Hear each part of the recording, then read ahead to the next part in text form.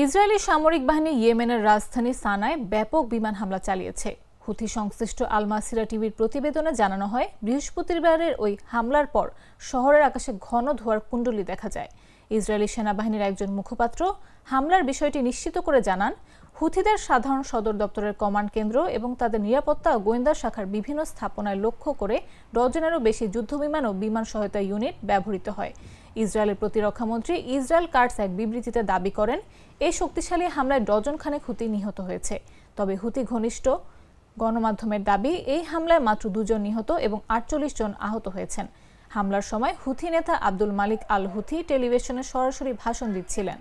Israeli বাহিনী আরও জানায়, হুথিদের সামরিক প্রচারণা বিভাগ এবং অস্ত্র মজুতকৃত ক্যাম্পও এই হামলার লক্ষ্যবস্তু ছিল। তারা দাবি করে, ইসরায়েলের উপর চালানো হুথি ড্রোন ও ক্ষেপণাস্ত্র হামলার প্রতিক্রিয়ায় এই বিমান হামলা চালানো হয়।